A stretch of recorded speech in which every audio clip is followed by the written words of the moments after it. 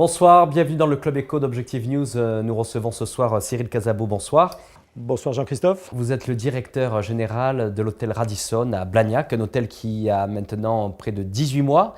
L'occasion pour nous ce soir de faire un point quand même sur ce marché de l'hôtellerie qui a quand même dû surmonter la crise et la limitation des frais de déplacement dans les entreprises. Globalement, qu'est-ce que l'on peut évoquer comme bilan du point de vue du marché global à l'international et bien entendu sur le marché français? On peut parler de plusieurs facteurs. Il est vrai que l'hôtellerie, on va dire le tourisme, a réellement subi la crise de plein fouet en France.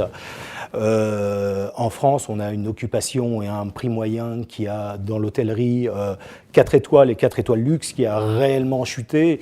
On a eu un phénomène de déplacement de personnes qui allaient, qui avaient des dépenses et des budgets pour des vacances importants et qui ont réduit certains budgets mais qui veulent toujours se faire plaisir, d'où peut-être l'émergence de nouvelles destinations. Je pense par exemple à la Croatie qui est peut-être plus abordable, la Croatie où on a actuellement plusieurs hôtels. Le dernier en date est l'hôtel Radisson Blu de Dubrovnik qui est un superbe resort.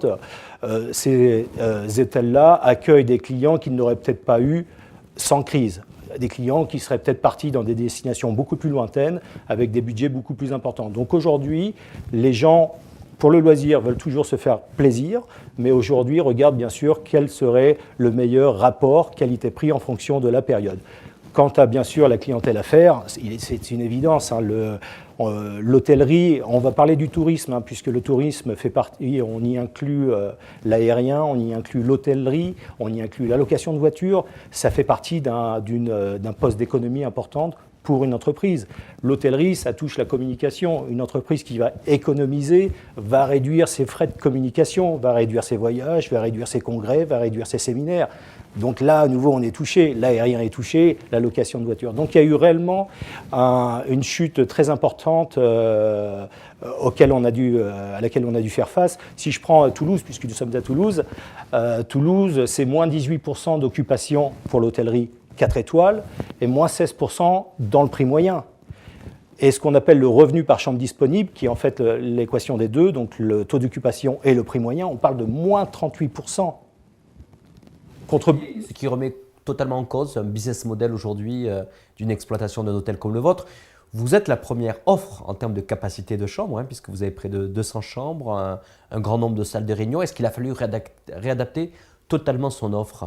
Oui, alors, je vais déjà présenter le Radisson. Le Radisson, effectivement, Blu, Toulouse Aéroport, qui est donc à Blagnac, est un hôtel de 200 chambres et nous faisons en fait partie du groupe Résidor Hôtel. Il faut savoir que Résidor Hôtel, puisqu'en fait on est tout nouveau dans le sud-ouest, Résidor Hôtel, c'est 380 hôtels présents dans 60 pays en Europe, au Moyen-Orient et en Afrique. C'est 81 000 chambres. Donc en fait, on se retrouve avec une offre hôtelière très très importante, une offre multimarque, puisque nous avons dans ce groupe Parking Hotel, qui est la partie 3 étoiles, la partie Radisson Blu. Radisson Blu, c'est la partie 4 étoiles supérieure, 5 étoiles, Missoni Hotel et Regent Hotel.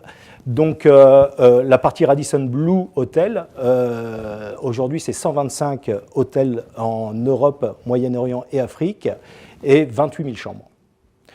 Donc nous sommes arrivés dans le sud-ouest. Aujourd'hui, nous rajoutons à 2 autres hôtels qui sont le Regent Hotel de Bordeaux et le Radisson Blu Hotel de Biarritz.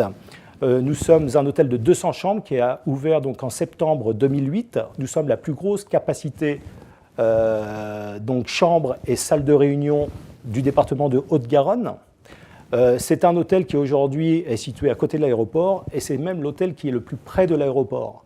Mais qui dit plus près de l'aéroport ne veut pas dire nuisance. Aujourd'hui, c'est un hôtel qui a un concept réellement particulier puisque au milieu de ces 200 chambres, vous avez un patio de 1000 m², 2 terrasses de 350 m² et entre guillemets, un vignoble, 100 pieds de vigne. Donc aujourd'hui, vous avez, puisque notre clientèle est une clientèle à 100% affaires, vous avez des clients qui poussent la porte, qui sont là pour une raison purement affaires, et qui découvrent un patio, et qui découvrent un havre de paix. Et là, on a un petit peu baptisé cet hôtel avec nos clients d'ailleurs, comme un city resort. Et c'est là toute l'image sur laquelle nous allons vraiment travailler, moi et mon équipe. Donc travailler en plein milieu de cette technopole, en plein milieu de l'aéronautique, sur un petit peu un havre de paix pour que nos clients affaires puissent toujours travailler, mais en toute quiétude, quelque chose de différent. Cyril Casabo, quand vous êtes arrivé ici à Toulouse, vous arriviez de New York, je crois, oui. Également bien sûr venant de l'hôtellerie. Vous êtes arrivé dans une période compliqué où il a fallu quand même justement pouvoir redresser, dynamiser les équipes pour arriver aux objectifs que le groupe souhaitait atteindre dans un contexte économique pas simple. Est-ce que ça veut dire que justement, à la limite, le plus dur est passé quand on est en pleine crise, au moins les jours à venir ne peuvent être que meilleurs? Vous savez, c'est une coïncidence. On m'a offert très récemment un petit livre original que vous connaissez peut-être, écrit par Spencer Johnson, qui a piqué mon fromage, et c'est illustré par 4 petites souris perdues dans un labyrinthe. Le labyrinthe étant un peu la représentation et l'illustration de la vie et de la société. En fait, c'est 4 traits de caractère propres à l'homme qui réagissent différemment en fait, à tous les aléas de la vie. Aujourd'hui, il nous faut nous adapter. Aujourd'hui, l'hôtel a ouvert en septembre 2008. Il y avait bien sûr un business plan qui était fait derrière. Le business plan qui a été créé, on va dire, plusieurs mois à l'avance, quand on est arrivé avec l'ouverture et bien sûr le début de cette crise très importante et mondiale, il était hors de question de suivre une route tracée il y a un an. Donc il a fallu repenser ce business plan. Donc le business plan aujourd'hui, c'est quelque chose qu'on retravaille au quotidien. Avant, vous travailliez avec telle clientèle, vous aviez telle segmentation. Aujourd'hui, c'est peut-être différent et demain, ça sera peut-être différent. Vous devez connaître, et c'est votre responsabilité, de vraiment connaître quels sont vos clients, quel est votre marché et quels sont les besoins aussi de vos clients.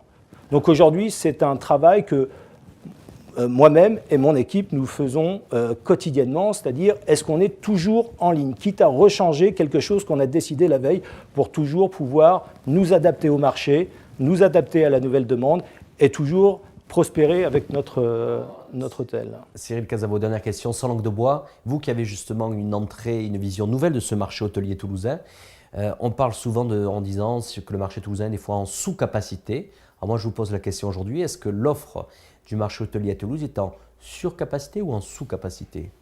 On va dire, faut le penser un peu sur le moyen et le long terme. Il était en sous-capacité à une certaine époque, on va dire il y a 2 ans.